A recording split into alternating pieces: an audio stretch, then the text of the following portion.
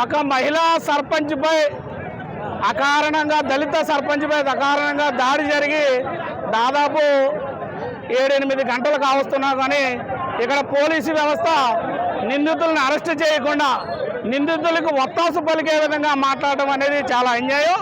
ఎందుకంటే సమాజంలో ఒక సర్పంచ్ తీర్మానం చేస్తే రాష్ట్రపతి కూడా ఆమోదించాల్సిన అవసరం ఈ రాజ్యాంగంలో ఉంది. కాబట్టి మరి అలాంటి ఒక మహిళా సర్పంచ్పై దాడి జరిగితే పోలీసు వ్యవస్థ నిందితులను అరెస్ట్ చేయకుండా కాలయాపన చేయడం అనేది మేము ఖండిస్తున్నాం. ఇప్పటికైనా పోలీసు వ్యవస్థ స్పందించాలి. ఎవరైతే నిందితులు ఉన్నారో వారిని తక్షణం అరెస్ట్ చేసి కఠినంగా శిక్షించాలని చెప్పి డిమాండ్ చేస్తున్నాం. అంతే. అమలాపురం నియోజకవర్గం కావనగారు పంచాయతీలో ఈరోజు కొన్ని పంచాయతీలు మున్సిపాలిటీలో విలీనమయ్యే దాని మీద గ్రామ సభ నిర్వహించడం జరిగింది.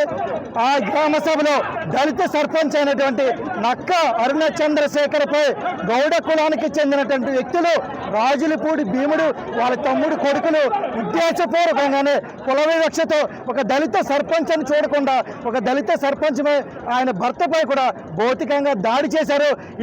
జరిగే సంఘటన ఉదయం 11 గంటలకు జరిగితే ఇప్పుడు 7 అవుతుంది. ఇప్పుడు వరకు కూడా నిందితులను ఎవరిని కూడా అరెస్ట్ చేయలేదు. ఖచ్చితంగా అరెస్ట్ చేసి తీరాలి. నిందితులపై ఎస్సీ ఎస్టీ అట్రాసిటీ కేసులు నమోదు చేయాలని చెప్పి డిమాండ్ చేస్తున్నాం. చరిత్ర సృష్టించినోడు ఇప్పుడు ఆ చరిత్రని తిరగరాయబోతున్నాడు. అబద్ధాల గోడల్ని బద్దలు కొట్టి నిజాలను రాగా మీ ముందుంచబోతున్నాడు. నిజమైన వార్తల కోసం వెంటనే డౌన్లోడ్ చేసుకోండి రా యాప్ని.